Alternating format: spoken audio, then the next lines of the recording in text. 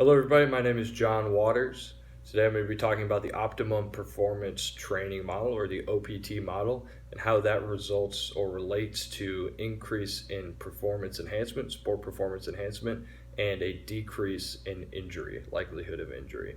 It is my belief that this OPT model is the ideal template for, first and foremost, long-term athletic development, proponent of which I'm a big believer in, and secondly, injury prevention, which should be first and foremost at the number one priority for any performance enhancement specialist. Pros and cons when you're looking at the OPT model. You can see it one of two ways. We'll start with the pros. Like I had previously mentioned, this is a long-term athletic development plan.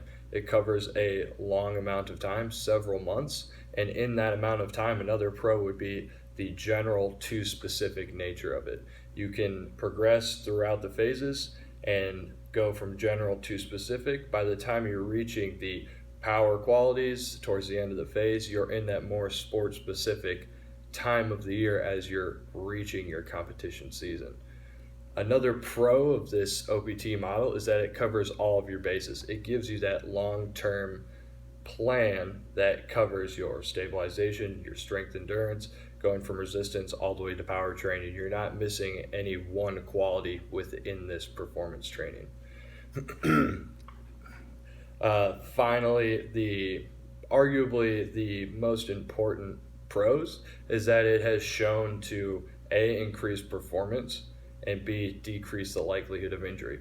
And the method for these two claims would be several research studies supporting the methods of training included within the OPT model. First of all, stabilization training. Offhand, Menuhed et al., all of his colleagues, conducted a research study utilizing stabilization training in the form of hurdle jumps to measure the effectiveness on ankle injury, the rate of ankle injury, and there's a positive increase or decrease in risk of injury from that stabilization training.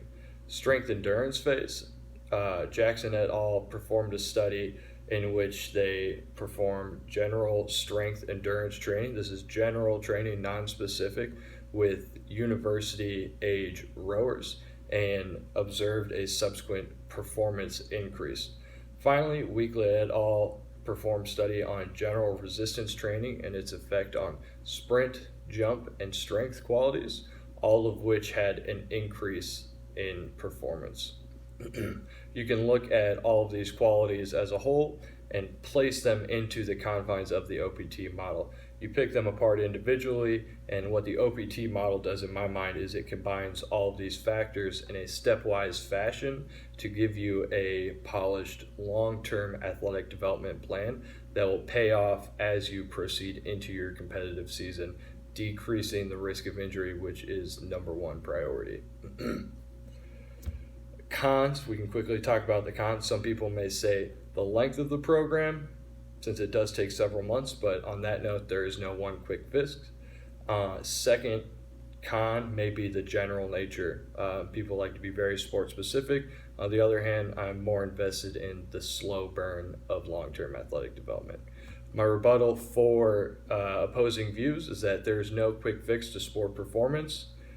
This model is about the slow burn or long-term athletic development, and general to specific progressions always wins out in the end when it comes to sport performance and injury prevention. Thank you for listening.